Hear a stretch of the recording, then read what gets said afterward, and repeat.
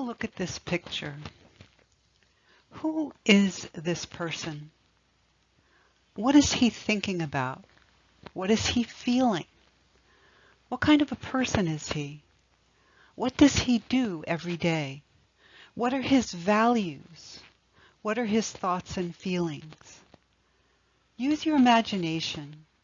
Think about who this person is based on his facial expression, his posture, the way he's holding his head. If he was sitting next to you in a class, who would you think this person was? Describe him to me. Here we see the same person standing. He's standing quite straight. What does his posture tell you about him? What does his body tell you about him? What does his facial expression tell you about him? Who is this person? What do you think of him? Here are some more depictions of the same person. He has pretty much the same facial expression and the same very straight posture. I want you to tell me what you can conclude about this person just by looking at him. The person we've been looking at is actually an ancient Greek god. His name is Apollo. He is the god of the sun, of knowledge, of healing, of music, of rationality, of light, and of prophecy. Here's a very different person. What do you know about this person? What can you conclude from his posture, from his facial expression, from the objects you see arrayed around him?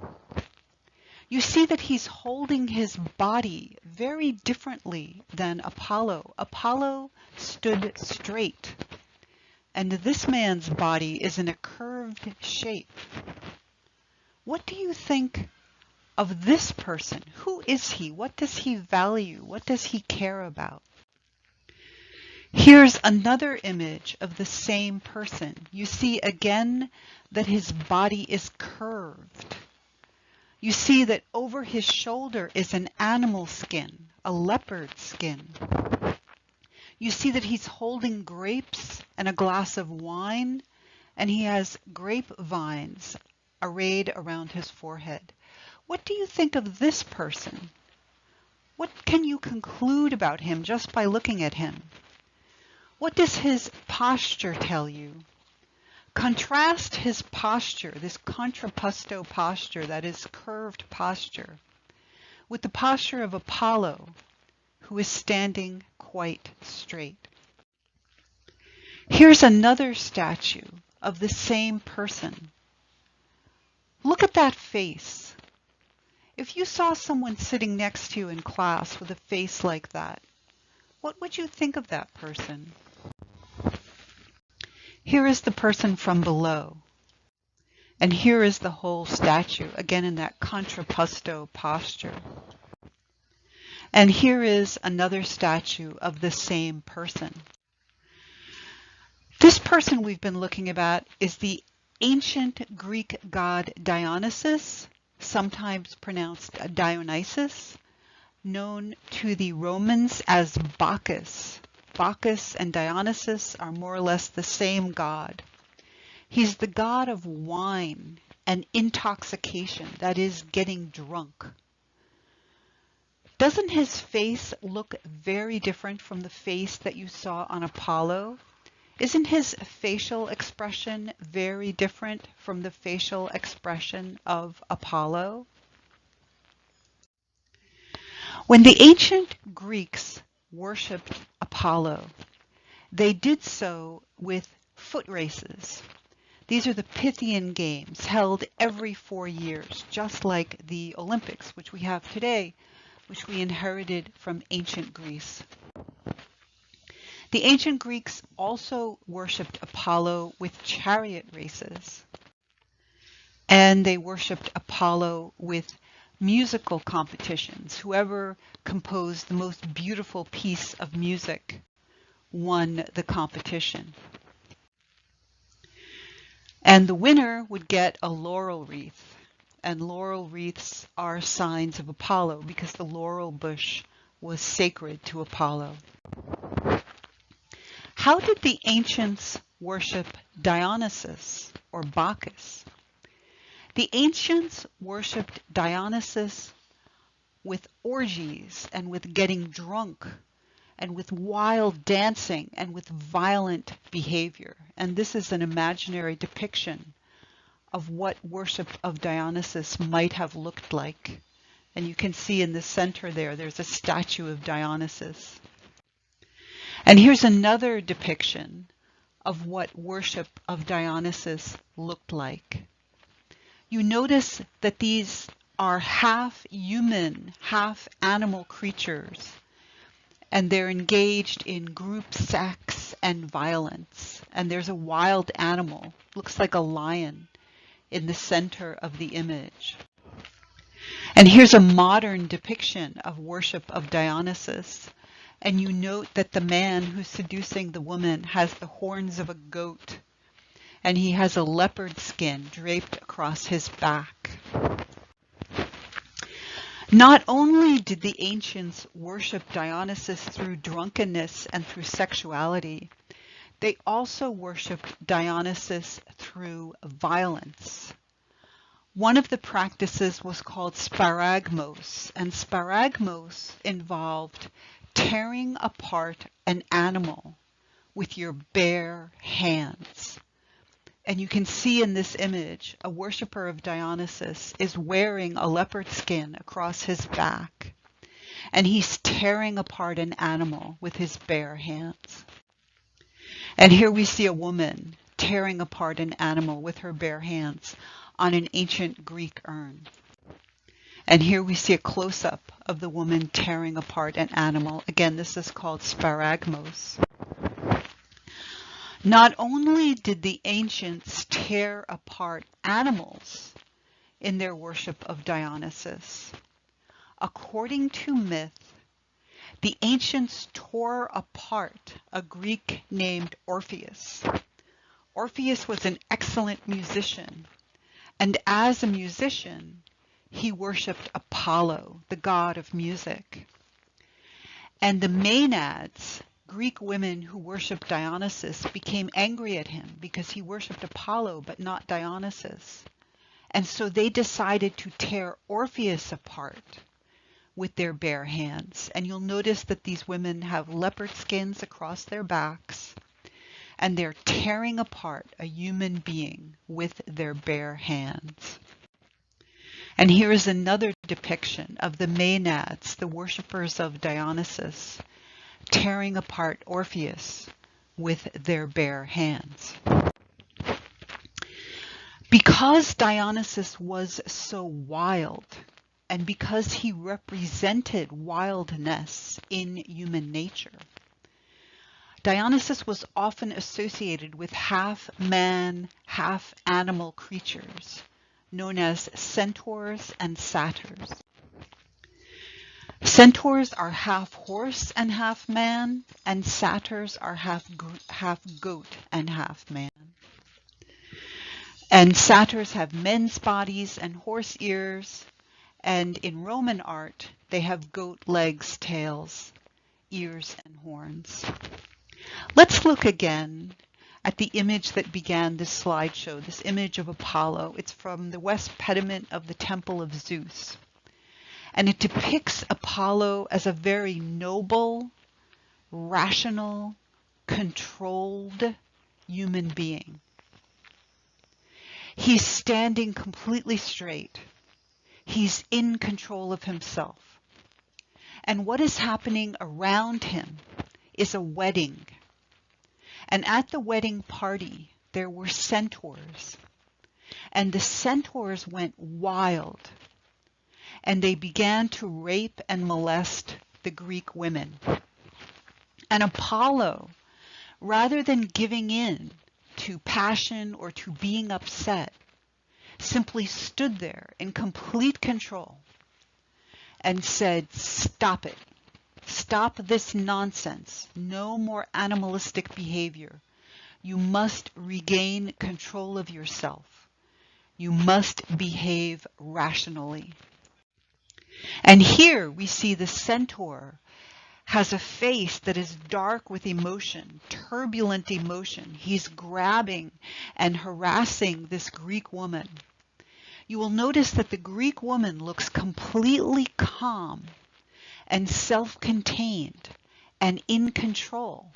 And the centaur looks like an animal because that's what he is. He's wild. He's uncontrolled. And Apollo is in the midst of this madness, and he's saying, "No, stop it. You stop acting like animals. Get a hold of yourselves. Behave like civilized human beings." And that's what Apollo is the god of. He's the god of civilized, rational behavior. And the reason he looks so calm in this statue is because he represents calmness and rationality and self-control and light and thought. And the creatures who are associated with Dionysus, the centaurs that are half man and half animal, they look crazy. They look uncontrolled because they are crazy and they are uncontrolled and they are animalistic and they are wild. So this is the dichotomy. Dichotomy, D-I-C-H-O-T-O-M-Y, dichotomy, means a split between two things. And here are the two things. Apollo, the god of light, the god of self-control, the god of civilization, the god of learning. And Dionysus, the god of drunkenness, of orgies, of violence, of blood, of eating raw flesh, which the Greeks called homophagia. This is our dichotomy. This dichotomy was emphasized by a German philosopher named Nietzsche in the 19th century.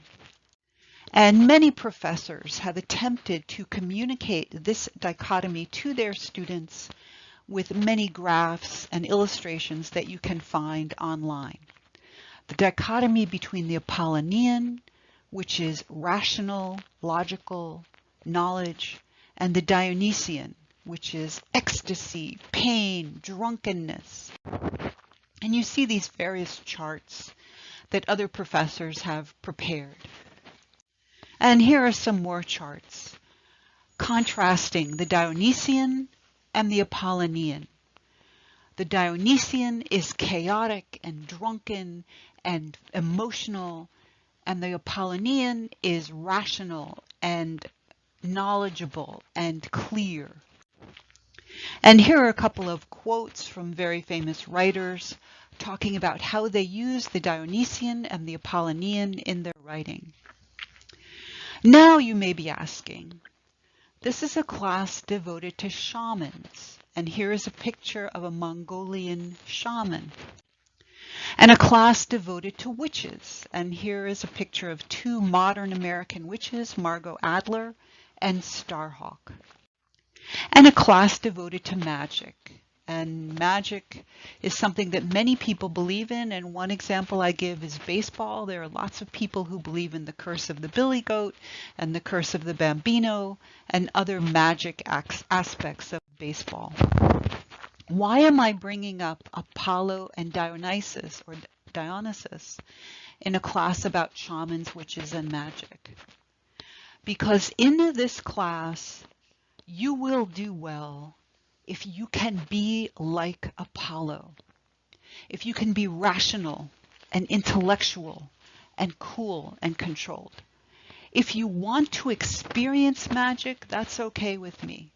If you want to practice magic, that's okay with me. If you hate magic, and if magic is against your religion, that's okay with me. But in class, I don't care whether you are a magician or whether you hate magic or whether magic is against your religion. I want you to be Apollo. I want you to be above it all, and I want you to be rational, and I want you to be able to study the subject as an academic subject. And there is another dichotomy that I want you to be aware of. That's the dichotomy between judging and not judging. You're going to study many practices from many different cultures that you may find offensive or that you may find silly. And you may find my comments about these practices to be offensive or silly. Do you judge the practice? Do you judge me? Or do you not judge? Here's one practice we might talk about. It's sati. Sati is a Hindu custom from the Indian subcontinent, and it involves women walking into their husband's funeral pyre and burning themselves alive. Traditionally, in Hindu cultures, when a man died, he was burned. His corpse was burned. And in many cases, his widow, his wife, whose husband has died, would walk into his fire and kill herself in that fire. And that was called sati. And that was a practice of Hinduism. Are you going to judge this, or are you not going to judge this? Here's an historical figure. His name is Sir Charles James Napier. He was one of the British people who ran India. Indians told him that sati was an important part of their culture and that the British people should not interfere. And Napier said, if you burn women alive, I am going to hang you. You're going to face capital punishment. And the British people basically outlawed sati in the Indian subcontinent. So this man, Sir Charles James Napier, was very judgmental. He judged this custom. And he said he was going to punish people for practicing the custom.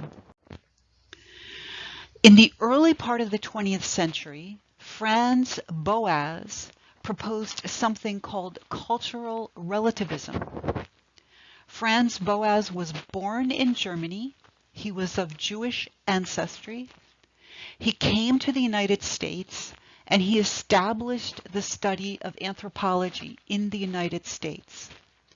And he said that we do not have the right to judge other cultures because every culture is valid.